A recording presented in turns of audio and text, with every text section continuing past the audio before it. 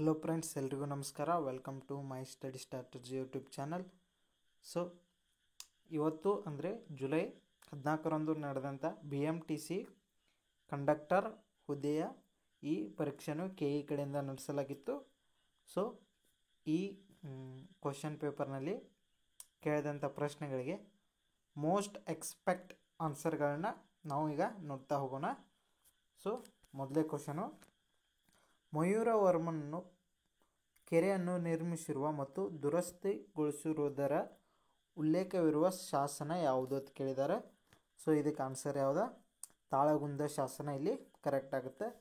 So ಇಲ್ಲಿ ಅರುಣೋದಯ, ಚಂದ್ರೋದಯ, ಕರ್ನಾಟಕ ವಾರ್ತಾ, ಕರ್ನಾಟಕ ಪ್ರಕಾಶಿತ ಪತ್ರಿಕೆಗಳ ಸೊ ಇಲ್ಲಿ ಯಾವ್ಯಾವ ಸ್ಥಳಕ್ಕೆ ಹೊಂದಿಕೆ ಆಗ್ಯಾವತ್ತ ಕೇಳ್ಯಾರು. ಸೊ ಇಲ್ಲಿ ಅರುಣೋದಯ ಅನ್ನೋದು ಬೆಂಗಳೂರಿಗೆ, ಮತ್ತು ಅದೇ ರೀತಿ ಚಂದ್ರೋದಯ ಅನ್ನೋದು ಇದು ಧಾರವಾಡಕ್ಕೆ. ಸೊ ಇಲ್ಲಿ ಅರುಣೋದಯ ಬೆಂಗಳೂರು ಅಂದ್ರೆ ಇಲ್ಲಿ ಅದು.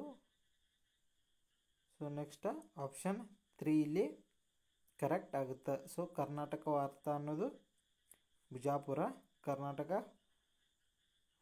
ಪ್ರಕಾಶಿಕ ಅನ್ನೋದು ಮೈಸೂರಿಗೆ. ಸೊ ಇಲ್ಲಿ ಆನ್ಸರ್ ಇದು ಕರೆಕ್ಟ್ ಆಗುತ್ತೆ. ನೆಕ್ಸ್ಟ್, ಕರ್ನಾಟಕದಲ್ಲಿ ರೇಷ್ಮೆ ಬೆಳೆಯನ್ನು ಪರಿಚಯಿಸಿದ ದೊರೆ. ಸೊ ಇಲ್ಲಿ ಆನ್ಸರ್ ಏನಾಗುತ್ತೆ? ಟಿಪ್ಪು ಸುಲ್ತಾನ್ ಇಲ್ಲಿ ಕರೆಕ್ಟ್ ಆಗುತ್ತೆ. ಮುಚ್ಚಿದ ಕೋಣೆಯಲ್ಲಿ ವಿದ್ಯುತ್ ಸಂಪರ್ಕ ಹೊಂದಿರುವ ರೆಫ್ರಿಜಿರೇಟರ್ ಇದ್ದು ಅದರ ಬಾಗಿಲು ತೆರೆದಿದ್ದರೆ ಆಗ ಕೋಣೆಯ ಉಷ್ಣತೆ. ಸೊ ಅವಾಗ ಕೋಣೆಯ ಉಷ್ಣತೆ ಏನಾಗುತ್ತೆ? ಹೆಚ್ಚಾಗುತ್ತೆ. ಸೊ ರೂಮ ಲಾಕ್ಡ್ ಇರೋದ್ರಿಂದ ಸೊ ಟೆಂಪ್ರೇಚರ ಜಾಸ್ತಿ ಆಗುತ್ತೆ. ನೆಕ್ಸ್ಟ್, ವಿದ್ಯುತ್ ದರ್ಶಕದ ಉಪಕರಣವನ್ನು ಯಾವುದನ್ನು ಪತ್ತೆ ಹಚ್ಚಲು ಬಳಸಲಾಗುವುದು? ಸೊ ಇಲ್ಲಿ ವಿದ್ಯುತ್ ಆವೇಶವನ್ನು ಪತ್ತೆ ಹಚ್ಚಲು ಈ ವಿದ್ಯುತ್ ದರ್ಶಕ ಉಪಕರಣವನ್ನು ಬಳಸ್ತಾರೆ. ಸೌರ ಕೋಶಗಳಲ್ಲಿ ಬಳಸುವ ಧಾತು ಯಾವುದು? ಸೊ ಸೌರ ಕೋಶಗಳಲ್ಲಿ ಸಿಲಿಕಾನನ್ನು ಬಳಸ್ತಾರೆ. ನೆಕ್ಸ್ಟ್, ಯಾವ ಕಿರಣಗಳನ್ನು ಪತ್ತೆ ಹಚ್ಚಲು ಥರ್ಮೋಪೈಲ್ಗಳನ್ನು ಬಳಸುತ್ತಾರೆ? ಸೊ ಥರ್ಮೋಪೈಲ್ಗಳನ್ನು ಈ ಅವಗೆಂಪು ಕಿರಣಗಳನ್ನು ಪತ್ತೆ ಹಚ್ಚಲು ಬಳಸುತ್ತಾರೆ. 20 ಹರ್ಟ್ಸ್ಗಿಂತ ಕಡಿಮೆ ಆವೃತ್ತ ಇರುವ ಶಬ್ದವನ್ನು ಡ್ಯಾಶ್ ಡ್ಯಾಶ್ ಅನ್ನೋರು. ಸೊ ಇಲ್ಲಿ 20 ಹರ್ಟ್ಸ್ಗಳಿಗಿಂತ ಕಡಿಮೆ ಆವೃತ್ತಿ ಇರೋದನ್ನ ಅವಧ್ವನಿ ಅಂತ ಅಂತಾರೆ. ಈ ಶ್ರಾವ್ಯದ ವ್ಯಾಪ್ತಿ ಅಟ್ಟಿರ್ತದೆ ಅಂದ್ರೆ 20 ಹರ್ಟ್ಸ್ದಿಂದ 20,000 ಹರ್ಟ್ಸ್ವರೆಗೆ ಇರ್ತದೆ. ಈ ಶ್ರವಣಾತೀತ ಏನೈತಿ 20 ಹರ್ಟ್ಸ್ಗಿಂತ ಜಾಸ್ತಿ ಇರ್ತದೆ. ನೆಕ್ಸ್ಟ್, ಆವರ್ತಕ ಕೋಷ್ಟಕದಲ್ಲಿ ಪರಮಾಣುವಿನ ಸಂಖ್ಯೆ 99 ಇರುವ ಧಾತು. ಸೊ ಇಲ್ಲಿ ಐನ್ಸ್ಟೀನಿಯಂ ಅನ್ನೋದೇನೈತಿ 99ನೇ ಧಾತು ಆಗೈತಿ. ವಿಟಮಿನ್ B12ನಲ್ಲಿರುವ ಲೋಹ. ಸೊ ವಿಟಮಿನ್ B12ನಲ್ಲಿ ಕೊಬಾಲ್ಟ್ ಇರ್ತದೆ. ನೆಕ್ಸ್ಟ್, ಕೆಳಕಂಡ ಯಾವ ಕ್ರಿಯೆಯು ರಾಸಾಯನಿಕ ಬದಲಾವಣೆಯಾಗಿರುತ್ತದೆ? ಸೊ ಇಲ್ಲಿ ರಾಸಾಯನಿಕ ಬದಲಾವಣೆ ಅನ್ನೋದು ಸೊ ಇದು ಮೇಣದ ಬತ್ತಿ ಉರಿಯೋದು ಆಗಿರ್ಬೋದು. ಸ್ವಲ್ಪ ಇದನ್ನ ಗಮನಿಸಿ ನೀವು. ಈ ಕೆಳಕಂಡ ಯಾವ ದ್ರಾವಣವು ಟಿಂಡಾಲ್ ಪರಿಣಾಮವನ್ನು ಉಂಟು ಮಾಡುತ್ತದೆ? ಇಲ್ಲಿ ಸ್ಟಾರ್ಚ್ ದ್ರಾವಣ ಅನ್ನೋದು ಇಲ್ಲಿ ಟಿಂಡಾಲ್ ಪರಿಣಾಮವನ್ನು ಉಂಟು ಮಾಡುತ್ತದೆ. ಈ ಕೆಳಕಂಡ ನಾರುಗಳ ಜೋಡಿಗಳಲ್ಲಿ ಯಾವ ಜೋಡಿಯು ನೈಸರ್ಗಿಕ ನಾರುಗಳಲ್ಲ? ಸೊ ಇಲ್ಲಿ ನೈಲಾನ್ ಮತ್ತು ಅಕ್ರಿಲಿಕ್ ಅನ್ನೋದು ಇವ ನೈಸರ್ಗಿಕ ನಾರುಗಳು ಅಲ್ಲ. ಸೊ ಇಲ್ಲಿ A ಮತ್ತು B ಯ ವರಮಾನದ ಅನುಪಾತವು ಸೊ 5:. ಸೊ ಇವು ಮ್ಯಾಥಮೆಟಿಕ್ಸ ಬೇರೆ ಕ್ಲಾಸ್ ಮಾಡಿ ಹತ್ರವಾಗಿ ಹೇಳ್ತೀನಿ, ಇವನ್ನ ಈಗ ಸ್ಕಿಪ್ ಮಾಡ್ತೀನಿ. ನೆಕ್ಸ್ಟ್, ಭಾರತದ 18ನೇ ಲೋಕಸಭೆಯಲ್ಲಿ ಹಂಗಾಮಿ ಸ್ಪೀಕರ್ ಆಗಿ ಕಾರ್ಯನಿರ್ವಹಿಸಿದವರು ಯಾರು? ಸೊ ಇಲ್ಲಿ ಭೃತಹರಿ ಮಹತಾಬನವರ ಇಲ್ಲಿ ಕಾರ್ಯವನ್ನು ನಿರ್ವಹಿಸಿದ್ರು ಹಂಗಾಮಿಯಾಗಿ. ಬಟ್ ಈಗ ಪ್ರಸ್ತುತ ಯಾರ್ದಾರು ಓಂ ಬಿರ್ಲಾ ಅವರ ಮತ್ತೊಮ್ಮೆ ಆಯ್ಕೆಯಾಗಿದ್ದರು 18ನೇ ಲೋಕಸಭೆಯಲ್ಲಿ. ನೆಕ್ಸ್ಟ್, ಅಮೋಘ ವರ್ಷನು ಜಗತ್ತಿನ 4 ಪ್ರಬಲ ಚಕ್ರವರ್ತಿಗಳಲ್ಲಿ ಒಬ್ಬನು ಎಂದು ಹೇಳಿದ ಪ್ರವಾಸಿಗ ಎಂದು ವರ್ಣಿಸಿದ ಪ್ರವಾಸಿಗರಾದ ಸುಲೇಮನ್ ಅನ್ನೋವ ಇದನ್ನ ಹೇಳ್ತಾನು. ನೆಕ್ಸ್ಟ್ 22ರಿಂದ ಸಂಪೂರ್ಣವಾಗಿ, ಸೊ ಇದನ್ನು ನೆಕ್ಸ್ಟ್ ಹೇಳ್ತು. ಸೊ ಇವು ಮೆಥಮೆಟಿಕ್ಸ್ ಏನದಾವು ಇವೆಲ್ಲ ಬೇರೆ ಕ್ಲಾಸ್ ಮಾಡಿ ಹೇಳ್ತನು. ನೆಕ್ಸ್ಟ್, ಭಾರತದಲ್ಲಿ ಮೊದಲ ಸಹಕಾರಿ ಕಾನೂನನ್ನು ಯಾವಾಗ ಪರಿಚಯಿಸಲಾಯಿತು? ಸೊ ಮೊದಲ ಸಹಕಾರಿ ಕಾನೂನನ್ನು 1904ರಲ್ಲಿ ಪರಿಚಯಿಸಲಾಯಿತು. ನೆಕ್ಸ್ಟ್, ಸುಮಾರು 47 ಮಿಲಿಯನ್ ವರ್ಷಗಳ ಹಿಂದೆ ಬದುಕಿದ್ದು ಈಗ ಅಳಿದು ಹೋಗಿರುವ ಹಾವಿನ ಹೆಸರು ವಾಸುಕಿ ಇಂಡಿಕಸ್ ಅನ್ನೋದು ಅದರ ಹೆಸರು. ನೆಕ್ಸ್ಟ್, ಹುಟ್ಟುವಾಗ ಮಾನವನ ಅಸ್ಥಿ ಪಂಜರದಲ್ಲಿ ಇರುವ ಮೂಳೆಗಳ ಸಂಖ್ಯೆ 310. ಸೊ ದೊಡ್ಡವರಾದ ನಂತರ ಇರುವ ಸಂಖ್ಯೆ 206. ಭಾರತ ಸರ್ಕಾರವು ಈ ಕೆಳಗಿನ ಯಾವ ಕ್ಷೇತ್ರದಲ್ಲಿ ಮಾಡಿದ ಗಮನಾರ್ಹ ಕೊಡುಗೆಗೆ ಅಮೃತಾದೇವಿ ಬಿಷ್ಣೋಯಿ ರಾಷ್ಟ್ರೀಯ ಪುರಸ್ಕಾರವನ್ನು ಸ್ಥಾಪಿಸಿದೆ? ಸೊ ಅಮೃತಾದೇವಿ ಬಿಷ್ಣೋಯಿ ಪುರಸ್ಕಾರ ವನ್ಯಜೀವಿ ಸಂರಕ್ಷಣೆಗೆ ನೀಡುತ್ತಾರೆ. ನೆಕ್ಸ್ಟ್, ಮೆದುಳಿನ ಯಾವ ಭಾಗವು ತಮ್ಮ ದೇಹದ ಸ್ನಾಯುವಿನ ಚಟುವಟಿಕೆಗಳ ಸಮತೋಲನ ಮತ್ತು ಸಮನ್ವಯವನ್ನು ನಿಯಂತ್ರಿಸುತ್ತದೆ? ಸೆರಿಬೆಲ್ಲಮ್ ಅನ್ನೋದು ಇದು ಸಮತೋಲನ ಮತ್ತು ಸಮನ್ವಯನ ಸ್ನಾಯುವಿಂದ ನೋಡಿಕೊಳ್ತದೆ. ನೆಕ್ಸ್ಟು, ಸೊ ಇಲ್ಲಿ ಒಬ್ಬ ಮಹಿಳೆಯು ಬಣ್ಣ ಗುರುಡುತನದಿಂದ ಬಳಲುತ್ತಿದ್ದು ಆಕೆಯ ಗಂಡನ ದೃಷ್ಟಿಯು ಸರಿಯಾಗಿದ್ದರೆ ಭವಿಷ್ಯದಲ್ಲಿ ಅವರಿಗೆ ಹೆಣ್ಣು ಮಗು ಜನಿಸಿದ ಪಕ್ಕದಲ್ಲಿ ಆ ಮಗುವಿಗೆ ಬಣ್ಣಗುರುಡುತನ ಬರುವ ಸಾಧ್ಯತೆ 100% ಇರ್ತದೆ. ಸೊ ಹೆಣ್ಣು ಮಗು ಹುಟ್ಟಿದ್ರೆ ಅಷ್ಟೇ ಇರತೈತಿ. ಈ ಕೆಳಗಿನ ಯಾವ ಸಿದ್ಧಾಂತವನ್ನು ಚಾರ್ಲ್ಸ್ ಡಾರ್ವಿನ್ ಮಂಡಿಸಿಲ್ಲ? ಸೊ ಇಲ್ಲಿ ಸ್ವಲ್ಪ ಇದ್ರ ಬಗ್ಗೆ ಕನ್ಫ್ಯೂಷನ್ ಐತಿ, ಇದನ್ನು ಸ್ಕಿಪ್ ಮಾಡ್ತೀನಿ ಈಗ. ನೆಕ್ಸ್ಟ್, ಮಾನವ ಪ್ರಭೇದ ಹೋಮೋಸೆಪಿಯನ್ಸ್ ಆನುವಂಶಿಕ ಹೆಜ್ಜೆಗುರುತನ್ನು ಎಲ್ಲಿಂದ ಪತ್ತೆ ಹಚ್ಚಲಾಯಿತು? ಸೊ ಇಲ್ಲಿ ಆಫ್ರಿಕಾ ಮೂಲದಿಂದ ಏನೈತಿ ಇದನ್ನ ಪತ್ತೆ ಹಚ್ಚಲಾಯಿತು ಈ ಹೋಮೋಸೆಪಿಯನ್ಸ್ ಅನ್ನೋದ. ಈ ಕೆಳಗಿನವುಗಳಲ್ಲಿ ಯಾವುದು ಭಾರತದ ಮೊದಲು ಜೀವಗೋಳ ಮೀಸಲು ಪ್ರದೇಶ ಬಯೋಸ್ಫಿಯರ್ ರಿಸರ್ವರ್ ಅಂತ ಕರೀತಾರೆ? ಸೊ ಇಲ್ಲಿ ನೀಲಗಿರಿ ಬಯೋಸ್ಫಿಯರ್ ರಿಸರ್ವರ್ ಅಂತಿ ಇದ ಭಾರತದ ಮೊದಲ ಜೀವಗೋಳ ಮೀಸಲು ಪ್ರದೇಶ. ನೆಕ್ಸ್ಟ್, ಸೊ ಇವು ಮೆಥಮೆಟಿಕ್ಸ್ ಏನೈತಿ ಸಪ್ರೇಟ್ ಕ್ಲಾಸ್ ಮಾಡಿ ಹೇಳ್ತನು, ಇದ್ರ ಬಗ್ಗೆ ಡೀಟೇಲ್ ಆಗಿ ನೀವು ಅಲ್ಲಿ ನೋಡ್ಬೋದು. ಸೊ ಈಗ ನೆಕ್ಸ್ಟ್, ಕೆಳಗಿನಗಳನ್ನು ಹೊಂದಿಸಿ ಅಂದರು. ಸೊ ಬಂಟು ಅನ್ನೋದ, ಸೊ ಈ ಬಂಟು ಅನ್ನೋದ ಒಂದು ಸೆಕೆಂಡು,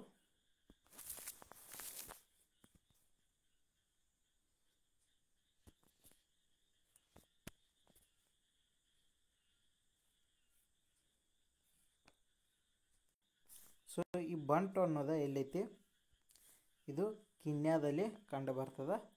ನೆಕ್ಸ್ಟ್ ಇದು ಸಕಾಯ್ ಅನ್ನೋದು ಮಲೇಷ್ಯಾದಾಗೈತಿ. ಇದು ಎಸ್ಕಿಮೋ ಅನ್ನೋದು ಇದು ತ್ರುಂಡಾ ಪ್ರದೇಶ ಆಗುತ್ತೆ. ಇದು ಹೋಪಿ ಅನ್ನೋದು ಇದು ಉತ್ತರ ಅಮೆರಿಕಾ ಅರಿಜೋನಾ ಒಳಗೆ ಕಂಡು ಬರ್ತದೆ. ಸೊ ಇಲ್ಲಿ ಆಪ್ಷನ್ 2 ಇದು ಏನಾಗುತ್ತೆ ಕರೆಕ್ಟ್ ಆಗುತ್ತೆ. ನೆಕ್ಸ್ಟ್, ಪ್ರಾಕೃತಿಕ ವಿಪತ್ತು ವಿಧಗಳು, ಇಲ್ಲಿ ಪ್ರಾಕೃತಿಕ ವಿಪತ್ತುಗಳು. ಸೊ ಇಲ್ಲಿ ಭೂಸ್ವಾಭಾವಿಕ, ಈ ಭೂಸ್ವಾಭಾವಿಕ ಎಲ್ಲಿ ನೋಡ್ಬೋದು ಅಂದರೆ ಇದು ಸುನಾಮಿಯಲ್ಲಿ ನಾವು ನೋಡ್ಬೋದು. ಜಲ ಸಂಬಂಧಿತ ಇದೇನ ಪ್ರವಾಹ, ವಾಯುಗುಣ ಆಧಾರಿತ ಇದೇನಾಗುತ್ತೆ ಇದು ಬರಗಾಲ ಬರ್ತದ.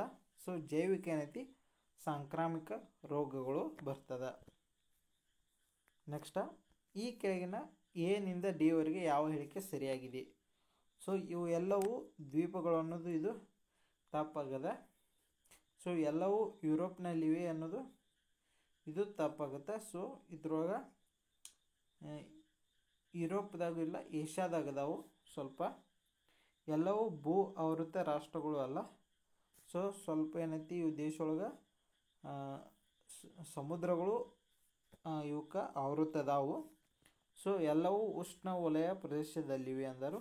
ಸೊ ಇದು ಆಗೋದಿಲ್ಲ, ಇವೆಲ್ಲವೂ ಸಮಶೀತೋಷ್ಣ ವಲಯ ಪ್ರದೇಶದೊಳಗೆ ಬರ್ತಾವೆ. ಸೊ ಈ ಥರ ಆನ್ಸರ ಯಾವುದು ಬರ್ತೈತಿ ಈ ಕಡೆಯಿಂದ ಬಿಟ್ಟಾಗ ಗೊತ್ತಾಗುತ್ತೆ. ನೆಕ್ಸ್ಟ್, ಈ ಕೆಳಗಿನ ಯಾವುದು ಕೃಷ್ಣಾ ನದಿಯ ಉಪನದಿ ಅಲ್ಲ?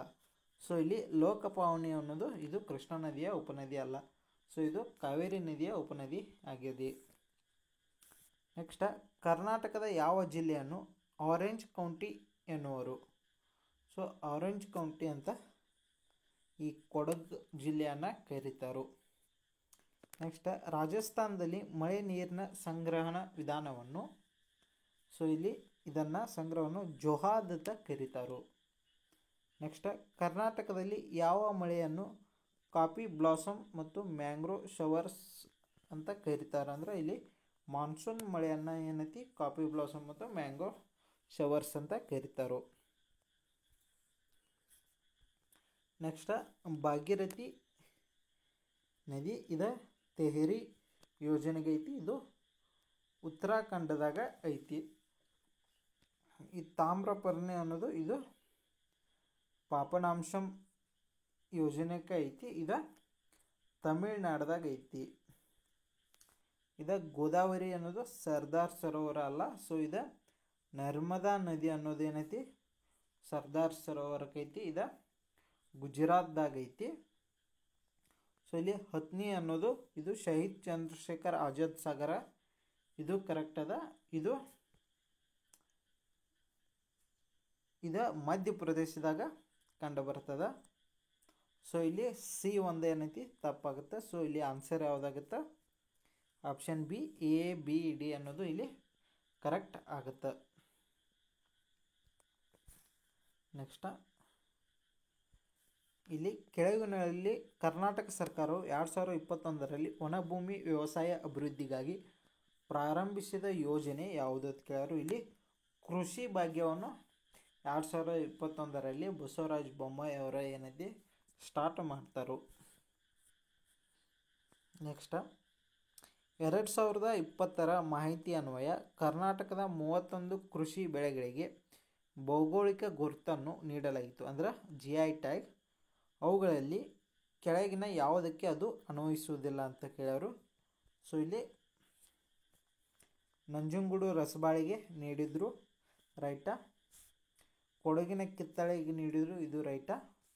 ಸೊ ಇಲ್ಲಿ ಮೈಸೂರು ವೀಳ್ಯದೆಲೆಗೂ ಕೊಟ್ಟಿದ್ರು, ಇದು ರೈಟಾ. ಸೊ ಇಲ್ಲಿ ರಾಮನಗರದ ರಾಗಿಗೆ ನೀಡಿರಲಿಲ್ಲ. ಸೊ ಇದ್ರ ಬದಲಿ ಅಂದ್ರೆ ಟೋಟಲ್ 4 ಕೊಟ್ಟಿರು. ಇನ್ನೊಂದು ಯಾವ್ದು ಕೊಟ್ಟಿರು ಅಂದ್ರೆ ಮೈಸೂರು ಮಲ್ಲಿಗೆ ಕೊಟ್ಟಿರು. ಮೈಸೂರು ಮಲ್ಲಿಗೆಗೆ ಏನೈತಿ 4 ಉತ್ಪನ್ನಗಳಿಗೆ GI ಟ್ಯಾಗನ್ನು 2020ರಲ್ಲಿ ಕೊಟ್ಟಿದ್ರು. ನೆಕ್ಸ್ಟ್, ಭಾರತದ ಹಣಕಾಸು ವರ್ಷ ಏಪ್ರಿಲ್ 1ರಿಂದ ಮಾರ್ಚ್ 31ರವರೆಗೆ ಏನೈತಿ ಭಾರತದ ಹಣಕಾಸು ವರ್ಷವನ್ನು ಸ್ಟಾರ್ಟ್ ಆಗ್ತದೆ. ಸೊ SHGಗಳಿಗಾಗಿ ಜೀವನಾಧಾರ ಹಾಗೂ ಉದ್ಯಮ ಅಭಿವೃದ್ಧಿ ಕಾರ್ಯಕ್ರಮವನ್ನು ಈ ಕೆಳಗಿನ ಯಾವುದು ಪ್ರಾರಂಭಿಸಿತು? ಸೊ ಇಲ್ಲಿ ನಬಾರ್ಡ್ ಏನೈತಿ ಇದೆ ಈ SGಗಳಿಗಾಗಿ ಜೀವನಾಧಾರ ಹಾಗೂ ಉದ್ಯಮ ಅಭಿವೃದ್ಧಿ ಕಾರ್ಯಕ್ರಮಕ್ಕಾಗಿ ಪ್ರಾರಂಭಿಸ್ತದೆ. ಕರ್ನಾಟಕದಲ್ಲಿ ಅತಿ ಕಡಿಮೆ ನಗರೀಕರಣಗೊಂಡಿರುವ ಜಿಲ್ಲೆ ಯಾವುದು? ಸೊ ಇಲ್ಲಿ ನಗರೀಕರಣ ಅತಿ ಕಡಿಮೆ ಕೊಡಗು ಜಿಲ್ಲೆದಾಗ ಕಾಣ್ಬೋದು. ಸೊ ಅಲ್ಲಿ ಫಾರೆಸ್ಟ್ ಹೆಚ್ಚೈತಿ ಅದಕ್ಕೆ. ಸರ್ಕಾರಿ ವಲಯದಲ್ಲಿ ಪಾಸ್ಕ್ ಎಂದರೆ, ಸೊ ಸರ್ಕಾರಿ ವಲಯದಲ್ಲಿ ಪಾಸ್ಕ್ ಎಂದರೆ ಪ್ರೈಮರಿ ಅಗ್ರಿಕಲ್ಚರಲ್ ಕ್ರೆಡಿಟ್ ಸೊಸೈಟೀಸ್ ಏನೈತಿ ಇದೆ ಪ್ರಾಥಮಿಕ ಕೃಷಿ ಸಾಲ ಸಂಘಗಳು. ನೆಕ್ಸ್ಟ್, 5ನೇ ರಾಜ್ಯ ಹಣಕಾಸು ಆಯೋಗದ ಅಧ್ಯಕ್ಷರು ಯಾರು? ಸೊ 5ನೇ ರಾಜ್ಯ ಹಣಕಾಸು ಆಯೋಗದ ಅಧ್ಯಕ್ಷರು ಸಿ ನಾರಾಯಣ ಸ್ವಾಮಿ ಅನ್ನೋರು ಇದಕ್ಕೆ ಅಧ್ಯಕ್ಷರು. ನೆಕ್ಸ್ಟ್, ಈ ಕೆಳಗಿನಗಳಲ್ಲಿ ಯಾವ ಆಯ್ಕೆಯು 2023ರಲ್ಲಿ ಕರ್ನಾಟಕ ಸರ್ಕಾರವು ಜಾರಿಗೆ ತಂದ 5 ಗ್ಯಾರಂಟಿ ಯೋಜನೆಗಳನ್ನು ಸರಿಯಾಗಿ ಸೂಚಿಸುತ್ತದೆ?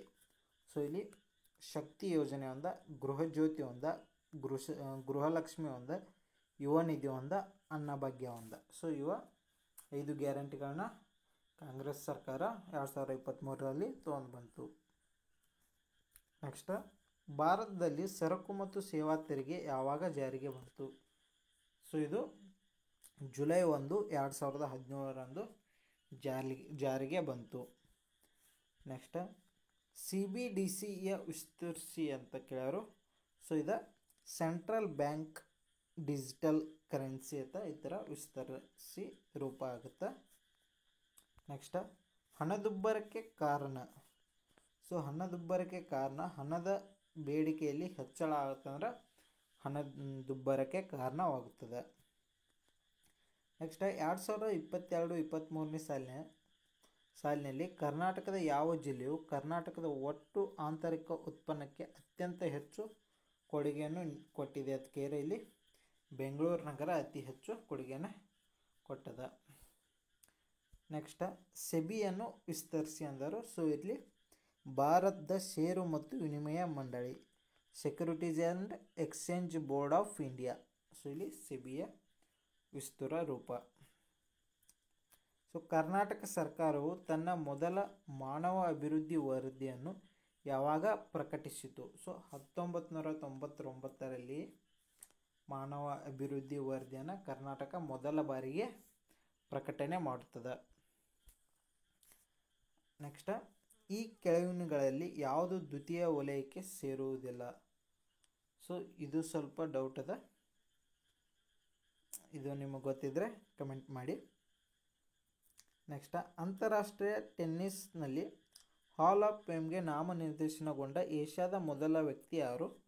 ಲಿಯಾಂಡರ್ ಪೇಸ್ ಅನ್ನುವ ಮೊದಲ ವ್ಯಕ್ತಿ ಹಾಲ್ ಆಫ್ ಫೇಮ್ಗೆ ಆಯ್ಕೆಯಾದಂಥ ನಾಮನಿರ್ದೇಶನಗೊಂಡಂಥ ವ್ಯಕ್ತಿ. ನೆಕ್ಸ್ಟ್, ದಿ ಇಂಡಿಯಾ ವೇ ಗ್ರಂಥದ ಲೇಖಕರು ಎಸ್ ಜಯಶಂಕರ್. ಸೊ ಇವರ ಈಗ ಪ್ರಸ್ತುತ ವಿದೇಶಾಂಗ ಸಚಿವರ ಅದಾರು. ಸೊ ಇಲ್ಲಿಗೆ ಈ ವಿಡಿಯೋನ ಮುಗಿಸೋಣ. ಮತ್ತೆ ಮುಂದಿನ ವಿಡಿಯೋದಲ್ಲಿ ಉಳಿದ ಕ್ವಶನ್ಗಳನ್ನ ನೋಡೋಣ. So thank you.